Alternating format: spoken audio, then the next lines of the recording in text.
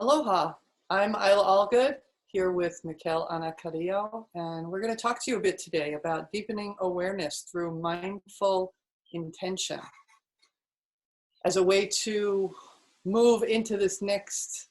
Everything's changing so quickly in the world, and we need to have tools to help us navigate because it's all different. It's all different than it's ever been.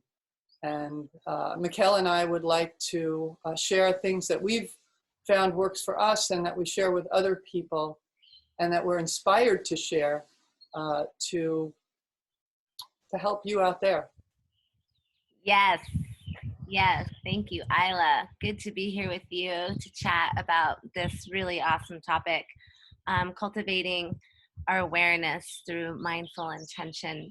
For me is often through daily activity. It's through, that's where we find we have opportunity in each moment just within our normal daily lives. One example, and we were just kind of chatting about this, is I was just on a walk the other day and with a friend, and we were practicing that mindful walking, and we were talking about putting your intention as you walk, putting your heel to toe, and allowing your body to move and sway, and allowing yourself to kind of glide along the surface of the floor or the earth.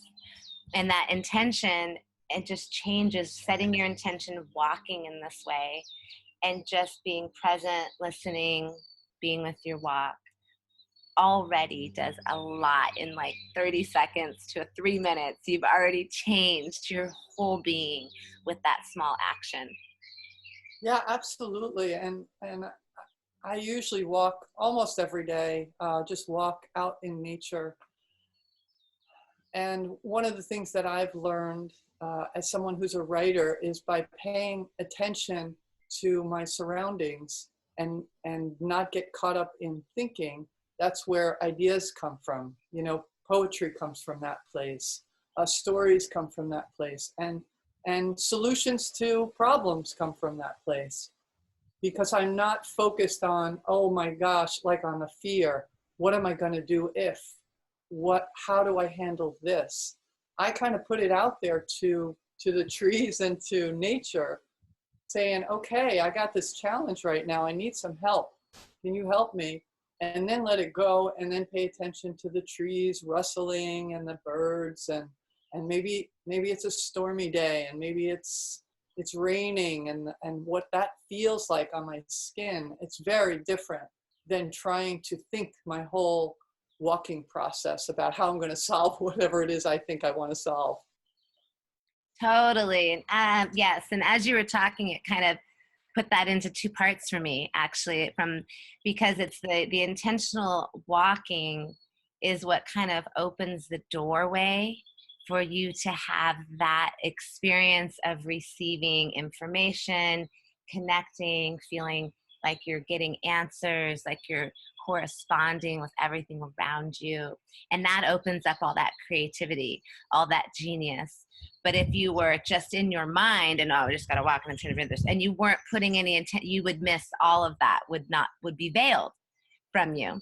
And so it takes the doorway. The key is you have to open the door to that energy that's around you. And that is one way to do that is to put your energy actually into the physical aspect of your walk and be present with just that experience and your breath. And doing that brings you so present into your being that you're then able to then go, okay, let me just listen.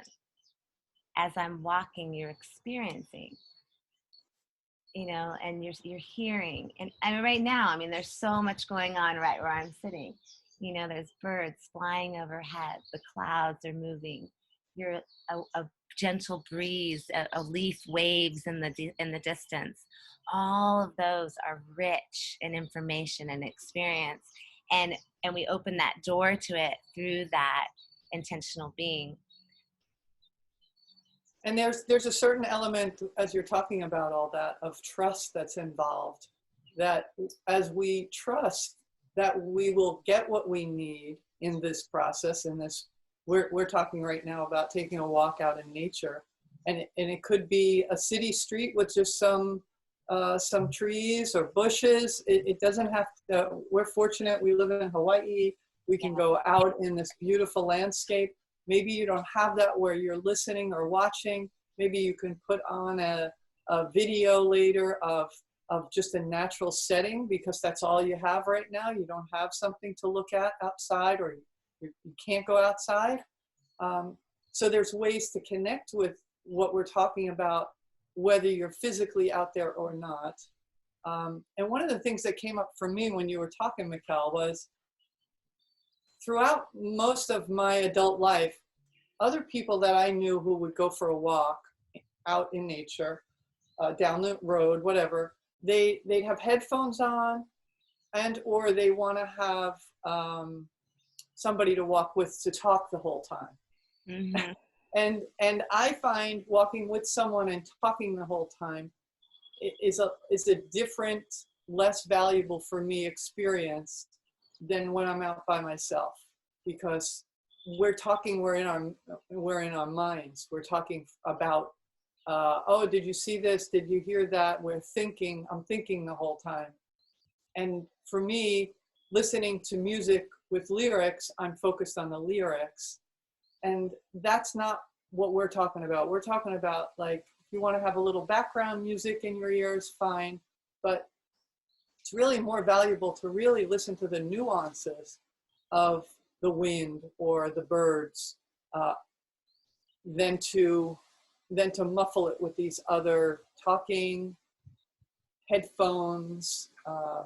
So just some thoughts to share with people about, how they might want to go take that walk, whether it's 5 minutes or 50 minutes. Yeah, while you were talking, yes, Isla, those are good points. And while you were talking, it made me think about, like, for instance, in the city, you could be wearing a headphones with music that does not have lyrics. I agree with you. It's nice because otherwise your mind will take you somewhere, and just allow music. If you're in the city, that might be nice, or you might want to hear the sounds. The city's alive with energy that has its own energy, right? But if you're in your house, you have to walk around your apartment complex, put on some nice music and be with your walk and feel your body, because it's really an internal process. And I wanted to say, you were talking about the valuable experiences. And yes, I think it is very rich, and definitely what we're talking about is finding opportunities to deepen into that awareness, so you can open that magical door that allows you to receive information. But I also do think it's valuable, if you don't get to see your friend and you need to get some exercise, that you take a walk and you chit chat and you work your booty and you feel good, and that's part of your day too. So I think they're all valuable at different times. It's just about putting into your day and creating something so that you can engage in that way. And then what I find for myself is, because I engage in that kind of activity so much, my interactions with others, the rest of my day really is that also. Even if I'm walking and talking and with a friend, I'm dropped in walking and talking. So I'm present, and I'm there for a reason if I'm walking and talking with that person, because Well, yeah, you bring up a good point about being with what is, because maybe we can't have the ideal, or what I think is the ideal experience of, it's just me, and it's a nice day, and it's not too hot, and it's not too cold, and I'm by myself, and no one's going to interrupt me, and I'm not going to bring my phone. And so, yeah, I think there is that aspect of, how can you connect with yourself and feel connected to the earth, whether you're in the city with a friend, in a busy home. How do we find these nuggets of moments that feed our soul, so that as we're moving through our life, we can make decisions that are valuable for us, that we're not acting out of fear or out of worry, but that we're like, oh, no, this is good, this is safe, I can do this. Yes, and it's interesting because we put expectations on things. And when we put expectations, we're usually disappointed, right? Because it can never really live up to what we created. It's going to be perfect just like this and da da da da. And that's actually, I love that you brought that up, because that's one of our number one, like, ding, ding, ding. Well, that's why we go down, because we put all this expectation. So the first thing you can do is take all that away, right? Remove that expectation. That it's really, it's about connecting with the self, and actually whether you're in a hovel, and I have been sitting in a hovel and other places with nothing to look at, and cement walls and dirt and dust, and you can find that same place, as well as I've been blessed to be here in beauty and richness. From the wide spectrum, it matters not, because really it is an internal process. And so the process is getting in touch with just being okay with what is here and now, no matter what it looks like. You know, I had a friend that long ago, 20 years ago, we were doing some clearing work, and we were in a room, and I said, you know, if there's like the Doors are playing on the radio, and I said, we're just going to pray right now and do some clearing right now. You know, we did it right then and there. I said, we didn't light a candle. We didn't change the music. We didn't do anything special. We just did it right here and now, because it's all available to us right here and now. So if we let go of what we need from external circumstances, if we're in our apartment building right now, we can put on our music, we can walk around the house, and we can feel into our body and go, yes, how does it feel to be in my body? I actually changed my own walk. For years, I actually intentionalized consciously to shifted my walk. And as you like to say, fake it till you make it, right? You can use physical things like that to take you to the next place. So in shifting my walk, I was teaching myself more patience, more grace, more allowing, because I'm walking in that energy. And I walked for myself, going to Africa a lot and seeing the beautiful women and the baskets on their heads. And I would walk and emulate and imitate their walk. And it's this gliding feeling, and this feeling of strength and posture and alignment and connection, and you're just gliding. And that is how I've trained my walk over these years. And now I really walk like that. And I often do the basket at school with the children, and they all will try it as well because they want to carry it. And it's just so cool how something simple like a walk can become such a tool and such a teacher. Yeah, that's a really good point. I was thinking, you know, a couple of years ago I had surgery, and I've been a walker for many, many years. And after that, I really had to slow down the walk for at least 6 months to a year. And that was fine. And it's knowing what works for you, and then going with that and trying something different. So instead of taking the brisk 2-mile walk, you know, it might have started out by walking around the living room, and then, you know, walking around the outside of the building. And so, and that's based on health, but it could just be based on someone who's not used to walking, or they don't like to walk. So maybe just taking 5 or 10 minutes to intentionally walk, rather than, it has to be an exercise program. You know, I think we all get a little overwhelmed with that. And you were talking about the meditation with the noise. What was that you said, Mikkel? That the cityscapes themselves have lots of in them. Yeah, so maybe 20 years ago, I was in an airport, and I needed to meditate. I'm like, gosh, I really need some meditation now.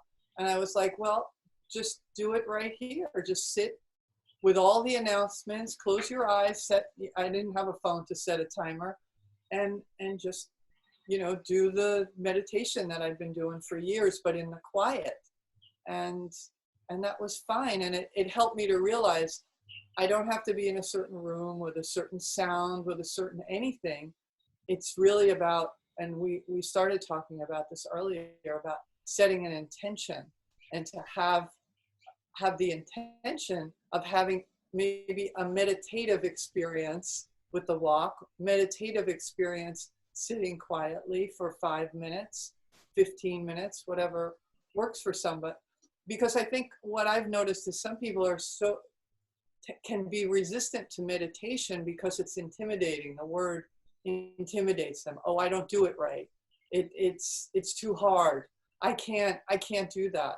And if we look at it maybe as a meditative experience, then there's like these little steps that we can take, and it's a little bit more manageable to consider that. Yeah, that's interesting. Yeah, manageability is good. Give ourselves goals that we can make. So first for all, I always tell people, don't put labels on it. Like, it's kind of like the yoga class. You're like, I really want to do yoga. I got to get to that yoga class. Don't get to yoga class. Do you think of stretching? Stretch right now. Take 10 minutes, just stretch, breathe, stretch. It doesn't have to be this big carrot that you have to go, it's something you have to go achieve, this whole big thing. We create, again, expectation that it has to be something specific. It doesn't.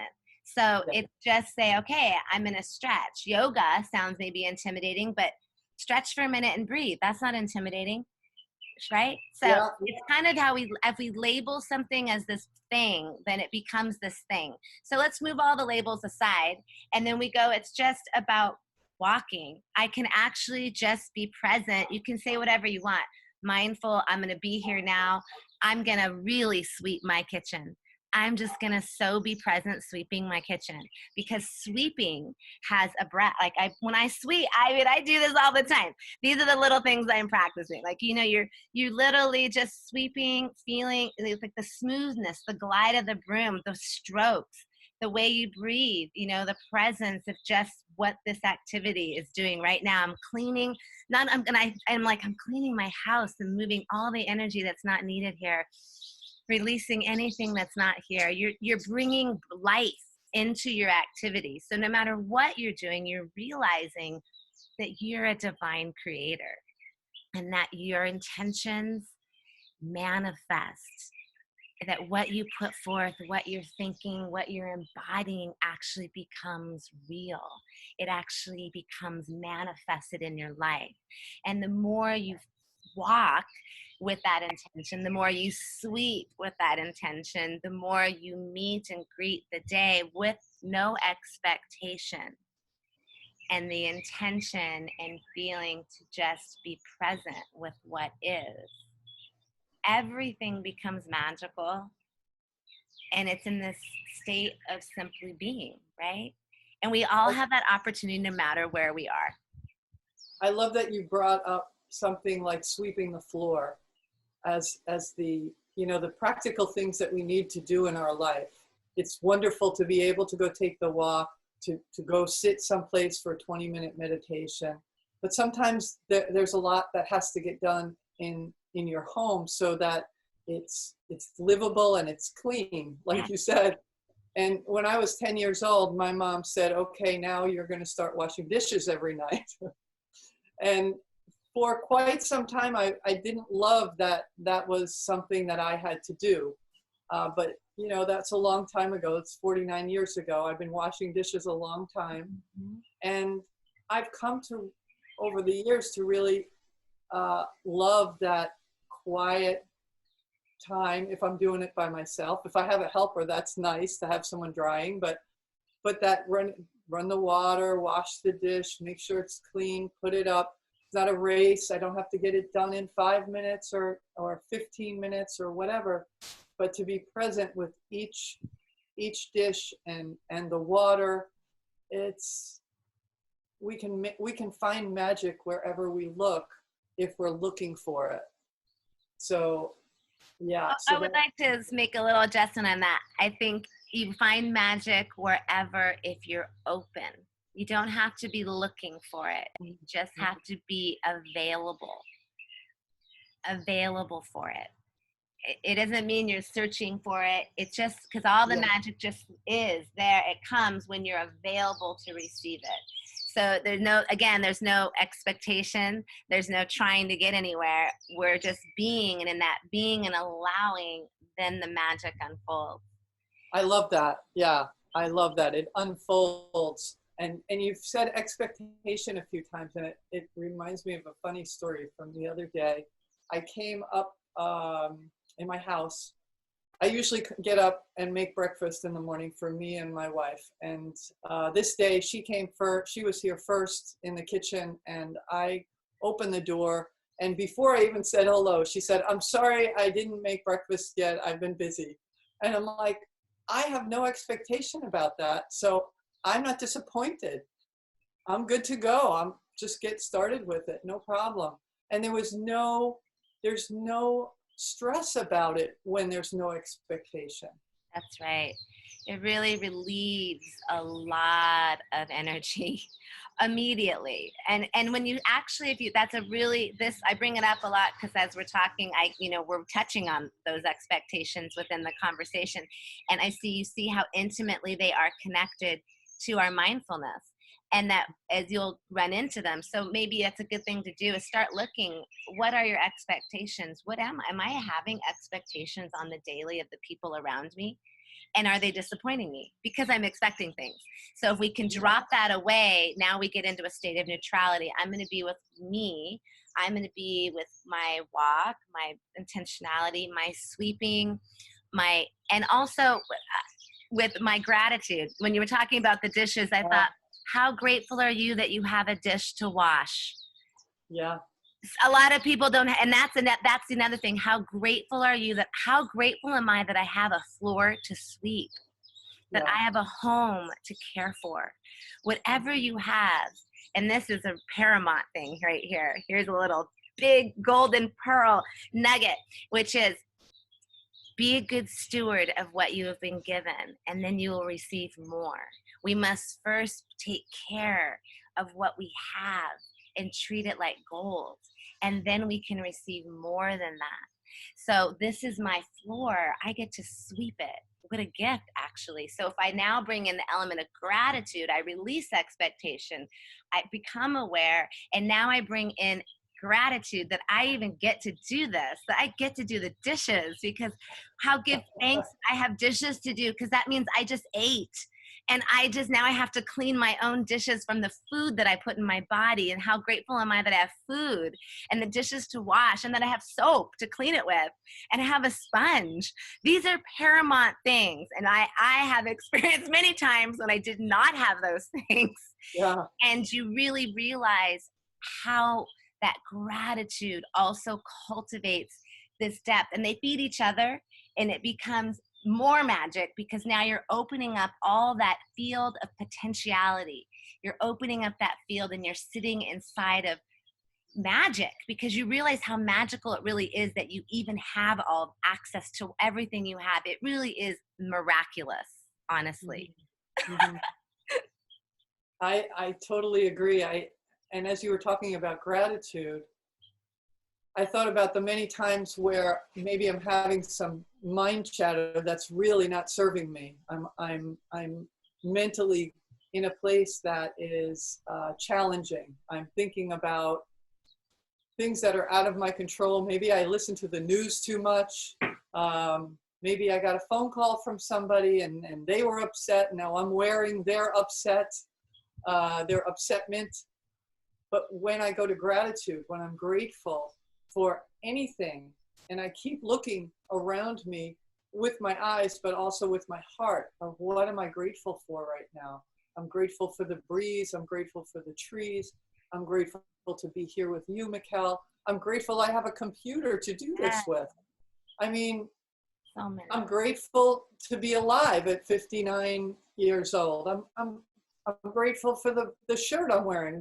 Whatever it is that we can look around and feel around to be grateful for, it just by doing that in this moment, my energy is lifting up higher. I can feel like this tingling in my. It's going to serve those around me.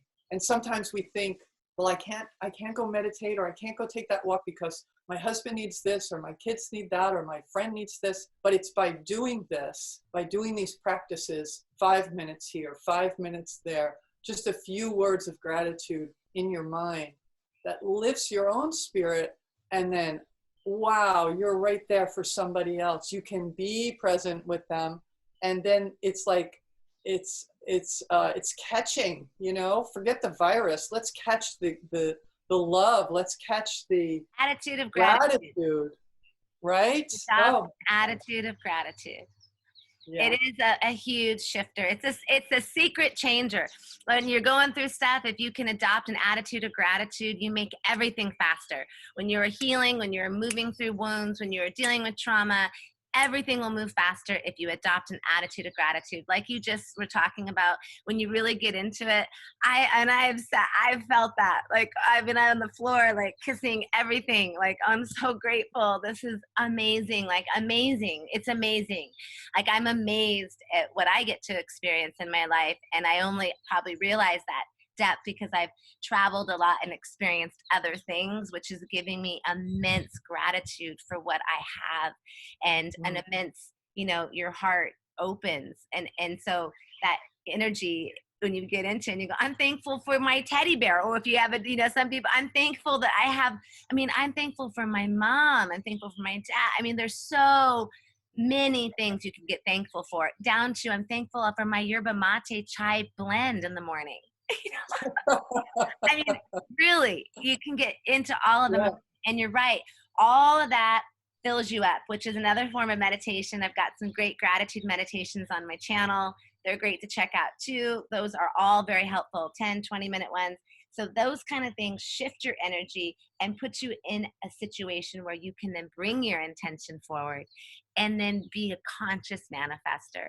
And then you're cultivating more awareness. And as you cultivate that awareness in yourself, you are able to decipher more externally in your outer world. And in this time, we all need to have clarity, and we need to be able to see the truth of what we feel in our hearts and our minds. And we need to be able to see that, be in touch with it, and speak it when necessary. So releasing ourselves from these things empowers us to live in our greatest self in each and every day. Yeah. Yeah, and even in the difficult moments, and even in the moments where you feel shaken or confused, remember that you have all the answers within you. What we're sharing with you, you already know this. This isn't new. This is remembering the essence of who you are, and to be able to, through your awareness, access it. And it's just right there for you. It doesn't require 9 months of retreat. It's a little bit each day throughout the day that bring you to that place of awareness. And as we're getting ready to close up here, I think it would be great for us to maybe give a couple of key messages for people that they can take with them today. So maybe you can start. Expectation. Release expectation. Take a look at what you're expecting, and where is that, like, whoa, I can't believe I'm actually expecting this of that person or this of that person. Oh, gosh, worry about yourself. I don't know if you've seen this little video. This little girl, she's putting on her seatbelt. Her dad's trying to help her. She goes, no, he goes, you need some help. Worry about yourself. She's trying to do it. She's like, honey, do you want a little help? She goes, you drive. Worry about yourself. So release expectation. Worry about yourself. Release expectation. And then bring awareness and intention into whatever daily activity you're doing, whether it be walking, sweeping the floor, doing the dishes. Get present with just, how does my body feel? Make it like a dance. Feel into how your body's, the strength. I'm getting good at workout in my arm. Whatever's happening, enjoy the process. And in that process, bring in some of that attitude of gratitude. What am I thankful I get to sweep this floor? Because gosh, I have a floor to sweep. I'm thankful to do these dishes because gosh, I ate today. I'm thankful I get to walk around my house and I have a house to walk around. Whatever it is, get into gratitude. So I think those three are really paramount. So release expectations. That's it. I think you got it, dear. You got it. Yeah. And those things are going to help as to what we're going to do as our as our lockdown unlocks and people have this sense of, well, what do I do? Can I go to the store? Can I go to the restaurant? Can I go to work? We each need to make those decisions for ourselves. Nobody can make it for you. The government may have put certain rules in place, but now those rules are starting to expire or whatever. Then it's time for us to be more in tune with who we are so we can make the best decision for us without fear. That's right. And when you are in touch with your divine wisdom and you're present in your vessel, you can see clearly what's around you and make choices that are going to serve you. And all of these shows are to help empower everybody out there and ourselves as we share, as we're all in it together, to more greatly empower ourselves to live in our divine truth and essence. And one more point that we went over was, and be a good steward of what you have. For as you are a good steward of what you have, then you can receive more.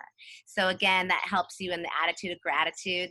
You realize, okay, if I treat what I've got in front of me well, then more can come. So I'm just going to be present with this and do my best here and now, cultivating awareness and putting in an intention and awareness. So Thank you. Wonderful. Wonderful to share this space and time with you and to create something that we can share with other people. yes, Isla, thank you so much. I so enjoy our time together, and I hope this has been helpful for all of you out there. Please leave us feedback, comments, like and subscribe to both of our channels, Isla Allgood, Mikkel Anna. We appreciate you being here today and spending your time with us. Signing off from the big island of Hawaii. Aloha. Aloha, everybody.